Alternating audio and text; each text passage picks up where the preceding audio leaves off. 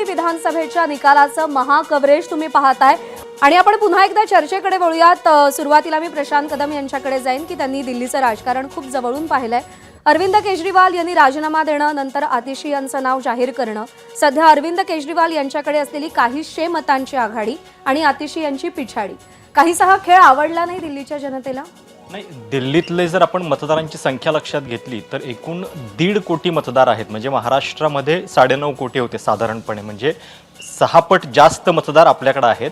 आणि जर प्रत्येक मतदार संघातली संख्या लक्षात घेतली तर अगदी अरविंद केजरीवालांचा जो सगळ्यात VIP मतदारसंघ आहे तिथे सुद्धा एकूण मतदार हे 1,09,000 आहेत आणि वोटिंग झाले 57%, म्हणजे साधारणपणे 62,000 मतदान झालेलं आहे फक्त, जे आपल्याकडे मला वाटतं BMCच्या वॉर्डमध्ये सुद्धा जास्त होत असेल त्याच्यापेक्षा। त्यामुळे ही जी एक कट टू कट लढाई आपल्याला दिसते ती त्याच्यामुळे आहे की इतके छोटे छोटे मतदारसंघ आहेत। काही मतदारसंघ म्हणजे अगदी बोराडीसारखे की जिथं 4 लाखाच्या आसपास मतदान आहे, पण हे व्हेरिएशन दिल्लीमध्ये खूप आहे।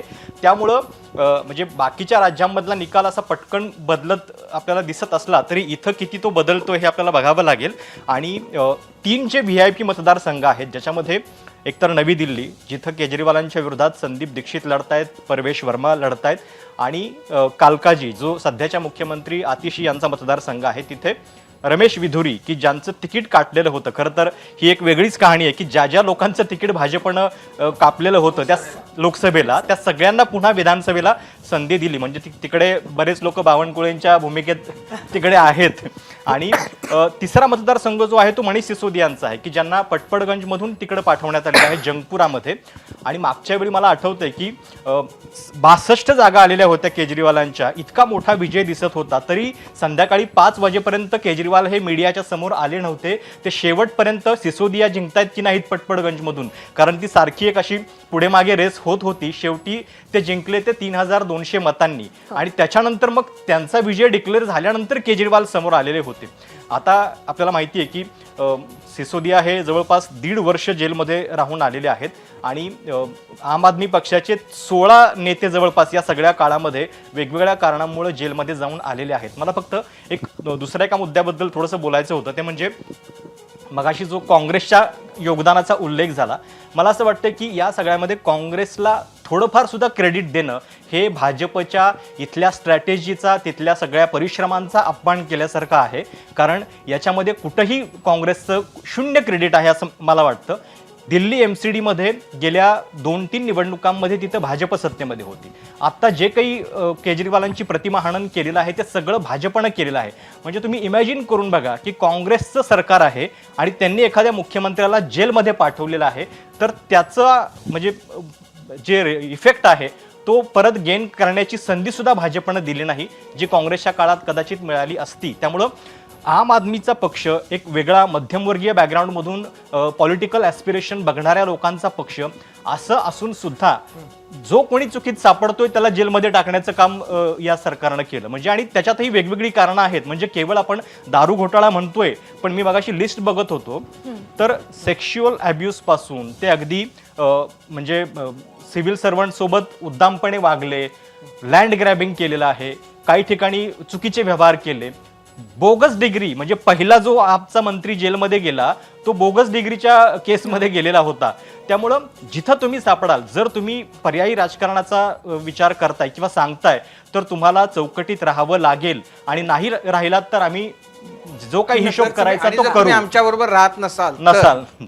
त्यामुळं हे काँग्रेसचं मला अजिबातच वाटत नाही की ह्याच्यामध्ये। आणि अजून एक विचार करून बघा की एखाद्या राज्यामध्ये भाजपला 70 पैकी 32 जागा आल्यात आणि तरी सुद्धा त्यांनी सत्ता स्थापनेचा प्रयत्न केला नाही। असं आज जर आपल्याला सांगितलं तर कदाचित विश्वास बसणार नाही, पण हे 2013ला झालेलं होतं। सगळ्यात मोठा पक्ष भाजप होता त्यावेळी, 32 बहुमतापासून केवळ 4 आकडे दूर, पण त्यावेळी त्यांनी सत्ता स्थापन केली नाही। त्यावेळी त्यांनी केजरीवालांना संधी दिली। अर्थात त्यावेळी मोदी अजून लोकसभेची निवडणूक लढायचे होते, इतक्या लवकर एखाद्या पक्षाला संपवण्याचा आरोप किंवा त्याचं जे काही निगेटिव्ह बॅगेज आहे ते त्यांना नको असेल, त्यामुळे त्यांनी त्यावेळी ते केलं नाही। पण केव्हा थांबायचं, केव्हा ॲग्रेसिव्ह व्हायचं हे भाजपनं बरोबर केलं। त्याच्यामध्ये म्हणजे हा जो मुद्दा आहे ना प्रशांत, की जेव्हा 2013 मध्ये भाजपनं स्वतः सरकार स्थापन करण्याचा दावा प्रयत्न न करता त्यांनी आपला काँग्रेस बरोबर जायला भाग पाडलं आणि माझ्या मते आपच्या बद्दल एका वर्गाला जे प्रेम वाटत होतं त्याची होटीची सुरुवात तिथून झाली की ज्या काँग्रेसच्या विरोधामध्ये तुम्ही एवढं रणकंदन करून पक्ष काढून तुम्ही सत्तेवर आलात, त्याच काँग्रेस बरोबर ज्या काँग्रेसला तुम्ही भ्रष्टाचाराचं सगळी दूषणं दिली होती आम आदमी पक्षानं, त्याच काँग्रेस बरोबर तुम्ही सरकार स्थापायचा, सत्ता स्थापायचा, त्यांच्या गळ्यात गळे घालायचा प्रयत्न करता. तर हे तुम्ही सत्तेसाठी काहीही करू शकता असं चित्र निर्माण करण्यामध्ये, किंवा चित्र निर्माण काय तशीच ते वास्तवच होतं, ते भाजपनं केलं. आणि केजरीवालांपासून म्हणजे केजरीवालांनी नंतरच्या काळामध्ये सत्ता स्थापन केल्यानंतर आणि स्थापन करण्याच्याही त्या प्रक्रियेमध्ये एक नवा वोट बँक तयार केली.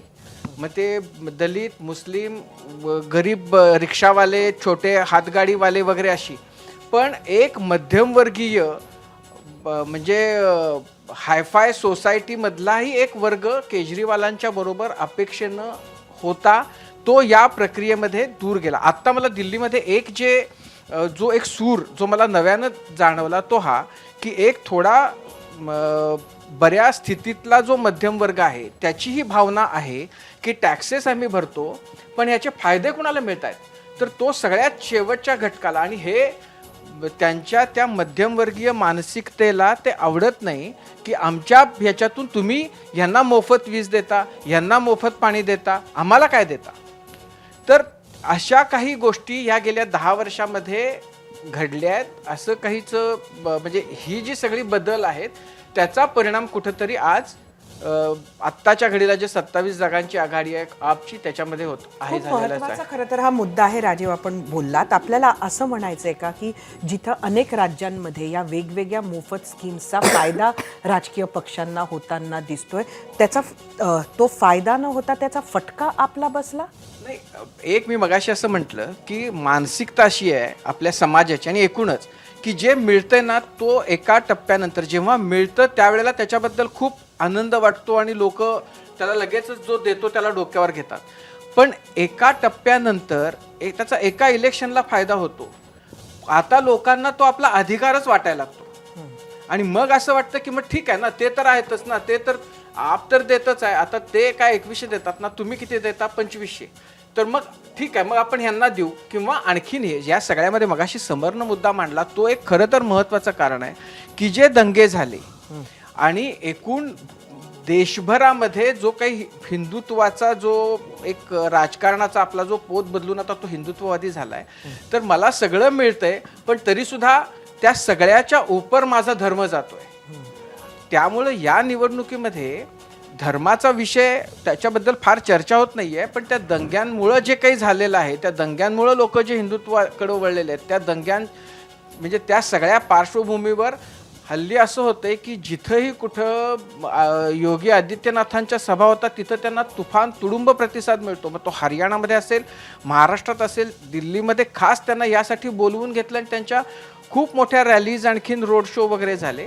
कारण त्यांचं राजकारण, त्यांची हिंदुत्ववादी भूमिका ही एका मोठ्या वर्गाला आता आपलीशी वाटायला लागलेली आहे आणि त्याच्यामध्ये वोट ट्रान्सफर करण्याची क्षमता, शक्ती आहे. त्यामुळं सगळं मिळून सुद्धा जो एक मोठा वर्ग जो ह्या सगळ्या आम आदमी पक्षानं जे दिलं त्याचा बेनिफिशियरी आहे, तो त्या उपर परत विचार धर्माचा करतो.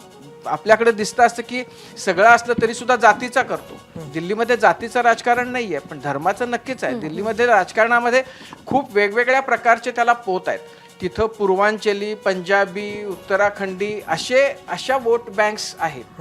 तिथं गरीब झोपडपट्टीवाले अशी वोट बँक आहे. तिथं दलित, मुस्लिम अशी वोट बँक. तुम्ही मगाशी जो मुद्दा उपस्थित केला तो म्हणजे मध्यमवर्गीय जो टॅक्स पेअर आहे त्यांचा विचार न करता जो दारिद्र्य रेषेखालचा वर्ग आहे त्याचा विचार आपनं जास्त केला आणि मग जे फ्रीबीजची स्कीम आणली त्या सगळ्या संदर्भात. आणि त्याला जोडून एक आणखीन जे बीजेपीनं म्हणजे ते फक्त त्याचसाठी केलं होतं असं नाही. एकूण आता जी काही मागणी कमी आहे, आणखीन डिमांड कमी असल्यामुळं त्याला पुश देण्यासाठी म्हणून काही निर्णय अर्थसंकल्पात घेतले गेले. पण हा काही योगायोग नक्कीच नाही की अशा इलेक्शनच्या आधी 2 दिवस इन्कम टॅक्सची हे 12 लाख होणं, तर यानं दिल्लीतला एक जो काठावरचा जो निम्न मध्यम वर्ग आहे तर जो त्या 12 लाखाच्या ह्याच्यात येतो स्लॅबमध्ये, त्याला नक्की तो सुखावणारा निर्णय होता. तर त्याचाही परिणाम भाजपच्या बाजूनं. एकच फक्त मी करेक्शन करतो, हे सारखं सारखं आपण जे काही टॅक्स पेअर म्हणतो, तर टॅक्स पेअर काही मध्यम वर्ग आहे असं नाही. टॅक्स पेअर या देशातला सगळ्यात शेवटचा घटक पण आहे. कारण या देशात जेवढा डायरेक्ट टॅक्स कलेक्ट होतो ना, त्याच्यापेक्षा कितीतरी पटींनी जास्त इनडायरेक्ट टॅक्स होतो. आणि इनडायरेक्ट टॅक्स हा आपल्या देशातला गरीब माणूस सर्वाधिक देतो. कारण माचीसची एक डबी अंबानीच्या घरात जाते, तशीच एक डबी एका झोपडीतल्या माणसाच्याही घरात जाते. झोपड्या जास्त आहेत अँटिलिया, त्याच्यामुळे इनडायरेक्ट टॅक्स आपल्याकडे जास्त कलेक्ट समर होतो. मुद्दा असा आहे, टॅक्स पेअर नाही, बेसिकली समर एकच काय आहे, सेकंड, हे बघ, डायरेक्ट जेव्हा तू- टॅक्सचं मूळ कारणच हे आहे जगभरामध्ये सगळ्या इकॉनॉमिस्टनी सांगितलेलं आहे, पॅरिटी आणणं, समाजामध्ये समानता आणणं. बेसिकली इन्कम टॅक्स कलेक्ट करायला जी यंत्रणा उभारावी लागते ना, त्याचा खर्च टॅक्स कलेक्शनपेक्षा जास्त होतो अनेकदा.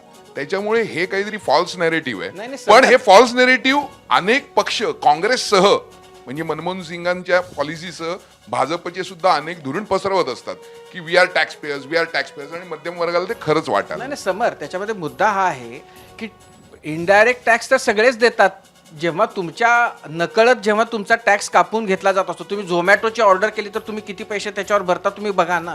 तोच पण indirect असं आहे tax. की हो ना, पण ते असं होतं की इनडायरेक्ट टॅक्सच्या बद्दल माणूस इतका संवेदनशील असत नाही जेवढा तो, जर मला माझा जो काही TDS मधनं पैसे जातात त्याच्याबद्दल मी कमी जागरूक असतो. मला जर उचलून त्याच्या 5,000 रुपये जरी भरायचे असतील तरी मला तुटायला लागतं इथं. कारण तुम्हाला जेव्हा तुम्ही स्लिप बघता, सॅलरीची स्लिप, भले 2,000 रुपये माझा टॅक्स जात असेल, तो जर तसा जात असेल तर त्याचं दुःख होतं. इनडायरेक्ट टॅक्सच्या बद्दल तुमच्या अपरोक्ष ज्या नाही, अगदी टॅक्सेस खरं आहे जात आहेत, की म्हणजे इनडायरेक्ट टॅक्स बद्दल सगळ्यांचाच निग्लिजन्स खूप जास्त असतो, त्यामुळे तो तेवढा विचारात पण घेतला जात नाही. आणि केशव उपाध्यायांकडे आपण या पार्श्वभूमीवर चर्चा करण्यासाठी जाऊयात. जसं मगाशी प्रशांत कदम यांनी मुद्दा उपस्थित केला की 2029च्या अनुषंगानं भाजपसाठी दिल्लीचा विजय हा अत्यंत महत्वाचा आहे. असं आहे, सगळ्यात पहिल्यांदा मगासून सगळी चर्चा ऐकत होतो, म्हणजे मग काँग्रेसचा आप लाडका, आमचा किरण देशमुखांनी मुद्दा मांडला की आप काय भाजपचा लाडका आहे. मग त्याला सगळी चर्चा मी ऐकत होतो आणि थोडंसं मी मनोरंजन पण करत होतो. खरं म्हणजे भारतीय जनता पार्टी, मला ती इंदिरा गांधीच्या काळातली गोष्ट आठवली, कधी समर खडसनामा असेल की काही घडलं की ते परदेशाचा हात आहे, अशा प्रकारे चर्चा त्यावेळी खूप चालायची. देशात काही घडो त्यात परदेशी शक्तीचा हात आहे. मला असं वाटतं की आज काही घडलं, आता आपच्या पद्धतीने कॅम्पेन करतोय, त्यांच्या पद्धतीने होतोय, पण तरी तो आप मात्र का भारतीय जनता पार्टीचा लाडका. म्हणजे प्रत्येक पत्रकार, प्रत्येक विचारवंत आपल्या पद्धतीने भारतीय जनता पार्टीचं विश्लेषण करतोय, पण भारतीय जनता पार्टीचं खरं विश्लेषण काय आहे, आम्ही काय भूमिका मांडतो, आमचा काय विचार आहे, तो कधी म्हणजे मगापासून मी मांडण्याचा प्रयत्न करत होतो. मी वस्तुस्थितीशी आधारित बोललो. हे पुन्हा आणखी एक गोव्याचं- perception आहे अहो, की आम्ही गोव्याचं- बोलतो तीच वस्तुस्थिती असते. ही पुन्हा एकदा मी बोललो ते चुकीचं आहे का? पंजाबमध्ये काय झालं, गुजरातमध्ये काय झालं, असं आहे गोव्यात की- काय झालं? अहो, गोव्यामध्ये 0.8% मतं वाढली भाजपची, पण जागा 13 म्हणजे वाढल्या असं आहे की ना. आपनी काय करावं? त्यावेळी एक- काँग्रेसची एक 4.9 मतं कमी झाली, काँग्रेस 11 खाली आली. आप मध्येच वाढलं 6% आणि 6 जागा घेऊन गेलं. बघा ना तुम्ही काय लाडका pattern बदलतोय की म्हटल्याबद्दल नाही? आपचे नेते शांत आहेत. बघताय की नाही काही? भाजपचा लाडका म्हटल्याबद्दल आणि हे मांडतायत. नाही, मांडत नाहीये. याच्यात माझं म्हणणं असं प्रश्न लाडकाचा नाहीये. मला वाटतं की यावेळच्या बोलू द्या, निवडणुकीमध्ये सर, आज- सॉरी, कम्प्लीट करा. नाही, मुळात असं आहे की या सगळ्या विषयामध्ये भारतीय जनता पार्टीची मुळात भूमिका काय हे लक्षात न घेता प्रत्येकजण आपलं हेच वर्जन जे आहे तेच वस्तुस्थितीशी निगडीत आहे अशा प्रकारे भूमिका मांडायला लागतं, त्यावेळी नक्की मनोरंजन होतं. मुळात वस्तुस्थिती अशी की भारतीय जनता पार्टीची भूमिका अत्यंत स्वच्छ स्पष्ट आहे. मगाशी जो महाराष्ट्र पॅटर्नचा उल्लेख झाला त्या आधारावरती खरं तर हो महाराष्ट्र पॅटर्न म्हणालो त्याच्यामध्ये ज्या पद्धतीने दिल्लीमध्ये गेले 2 वर्षापासून भारतीय जनता पार्टी नियोजन करत होतं. राजीव खांडेकर त्या ठिकाणी होते, ते सांगते होते अगदी बारीक सारीक गोष्टीपर्यंत, मोहल्ल्यापर्यंत छोट्या छोट्या बैठका, त्यातनं आणि ज्या गोष्टी केजरीवालचा मगाशी उल्लेख झाला, मगाशी झाले आम्ही काय काय छान केलं, शिक्षणाचा उल्लेख केला त्यांनी अत्याधुनिक शाळा 500 शाळा करू, 60-65 पण झाल्या नाही. म्हणजे मी त्यांनी जे उदाहरणं दिली ती सगळ्या उदाहरणाची मी पोलखोल आता करायला तयार आहे, पण आज तो विषय नाही, कारण आम्ही जिंकतोय ते हे होत आहेत, तो विषय करायचा नाही आहे. पण या सगळ्या ज्या गोष्टी, अपयशाच्या गोष्टी, अरविंद केजरीवालांच्या अपयशाच्या गोष्टी या आम्ही लोकांपर्यंत यशस्वीपर्यंत नेऊन पोहोचवल्या. आणि त्याचबरोबर ज्या पद्धती केंद्रामध्ये मोदीजी सरकार असताना दिल्लीमध्ये झालेल्या गोष्टी असतील त्याही यशस्वीपणे आम्ही लोकांपर्यंत घेऊन गेलो. हे भारतीय जनता पार्टीच्या कार्यकर्त्यांचं काम होतं, हे भारतीय जनता पार्टीच्या नेत्यांचं काम होतं. आणि त्या मायक्रो नियोजनातनं लोकांचा गेलेला विश्वास, आता तुमच्या माहितीसाठी 10 म्हणजे दिल्लीमध्ये 20 ते 22 असे SC जिथे प्रभावी मतदारसंघ आहेत ते कधीच भारतीय जनता पार्टी लीडला नव्हते, त्यापैकी 10-11 ठिकाणी आता भारतीय जनता पार्टी लीडवरती आहे. त्यामुळे मला वाटतं हा जो सगळ्यात मोठा फरक आहे, हा फरक त्यातनं भारतीय जनता पार्टी जिंकते. समोर विरोधक कोण आहे हे आम्ही कधीच विचार करत नाही. बरं प्रत्येक आम्ही गोल पण बदलत नाही. एकदा काय आम्ही ईव्हीएम दोषी आम्ही हरलो तर मग जिंकलो काही नाव काढायचं नाही. आता गोल बदलला, आता काय म्हणे ते मतदार याद्या. खरं म्हणजे मतदार याद्या हा नियमित होणारा अपडेट होणारा प्रकार आहे. त्याला आक्षेप त्यावेळी नोंदवता येतात, डिलीट करता येतात, ऍड करता येतात, ज्या ती प्रक्रिया सुरू होते. कालच्या पत्रकार हां. परिषदेत सुद्धा त्याच्यामुळे संजय तोच राऊतांनी विषय झाला. ईव्हीएमचा मुद्दा त्यामुळे उपस्थित जनतेचा केलेला होता. विश्वास हो. मिळवणं हे भारतीय जनता पार्टीचं मुख्य सूत्र नाही आहे. आणि जसं तुम्ही त्याच्यामध्ये सांगताय की बाकीचे मायक्रो पक्ष नाही प्लॅनिंग करू शकत. भाजपकडून केलं जात आहे आणि त्याचंच हे यश किंवा हे जे चित्र आहे ते द्योतक आहे असं म्हणतोय. एबीपी माझा, उघडा डोळे बघा नीट.